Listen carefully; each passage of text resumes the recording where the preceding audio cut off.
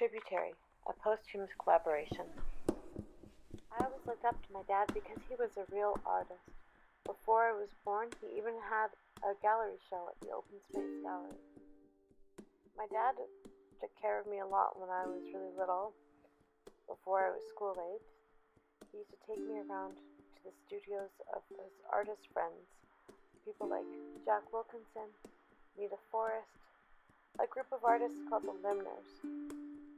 I remember he would paint on the floor instead of using an easel. When I was about 4 years old, my dad asked me if I would like him to show me how to draw a dog. I was quite offended by his offer. "No, thank you, Daddy. I like how I draw dogs, thank you very much. I do not need you to show me how to draw a dog." Well, about a week and a half later, my dad got out his sketchbook where he used to draw in pencil his ideas for new paintings. When he opened the book, it was immediately obvious that I too had found it, because to his amazement, I'd gone over on top of his pencil lines very carefully and in secrecy with my felt marker. When my mother was in her final days at the hospital, my dad came to visit me for 10 days. The last night that we spent together, he told me the story about the sketchbook.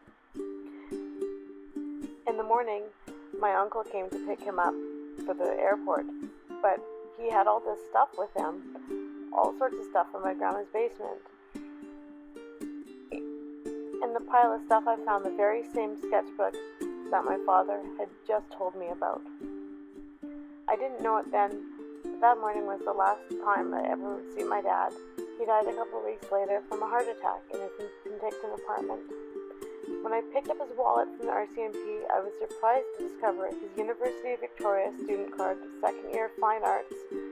He had carried it around with him for nearly 40 years. Tributary is a posthumous collaboration with McNeill. A tributary is a stream which feeds another body of water. I feel as if I am the river being fed by the tributary, ideas carried on the sketchbook which floats with me downstream. I was inspired by my dad's words to appeal to the senses by exact and accurate observation using the vitality and rhythmic interplay of tonal values. The final work is a tribute to my father, and some could say it's also a triumph of the irrational. I often do portraits, so these simplified abstract landscapes were a challenging departure from my usual style.